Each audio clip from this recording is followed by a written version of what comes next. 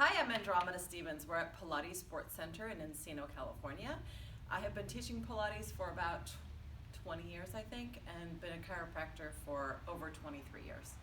So we're going to talk today about low back care, just general garden variety low back pain you might be having or stiffness.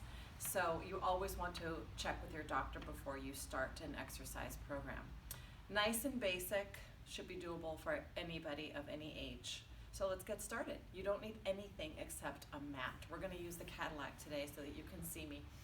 A towel, something basic on your floor, okay? So let's get going with our first position, which is going to be lying on your back. Get comfortable. Roll your shoulders back. Your knees are bent. Maybe separate them hip distance apart. Make sure that your heels are not too close to your tush. They're not too far away. They're about a foot's distance from your sit bones. And we're going to do imprinting first. So that means you just take your low back and you press it into the mat, into the ground, and then you release it. And that will probably take you to a neutral spine.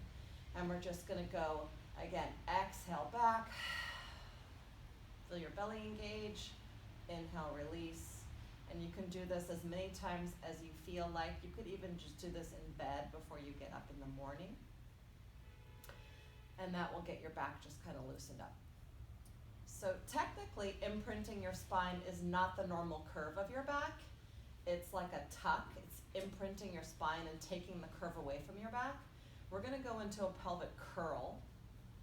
So go to the imprint position and then roll up from your tailbone to lift your hips. And I only suggest coming about as high as a fist height off of the mat. You don't need to come any higher than that because it's just going to get into your neck and your shoulders, and it's too much, too aggressive. Roll back down. We're going to try that again. So we're going to go exhale, imprint, roll up, fist height or maybe a tad more, not much, and roll back down. You can do this as many times as you like, and this is why it's important to have your feet in the right position because you don't want them rolling around or too close and then it's rough on your knees, and if it's too far away you can get a hamstring cramp. So keep that distance we talked about. So we're just rolling into our pelvic curl, and now we're going to make it a little more complicated, and we're going to turn this into a pelvic bridge. So a pelvic bridge means that we're going to go to a neutral spine. So you're going to rock your pelvis enough forward so that you have a little space in the small of your back that we call enough space for ladybugs. It's a very small little tunnel. That's the normal curve of your back, and that's going to allow the muscles along your spine to work. This was stretching them. Now we want to work them, and that's what's going to get you strong and happy, healthy. We're going to keep that neutral spine and lift without rolling and set back down tail first, keeping that space and that tunnel in your back very small. You don't have to make it too big. So up and down we go.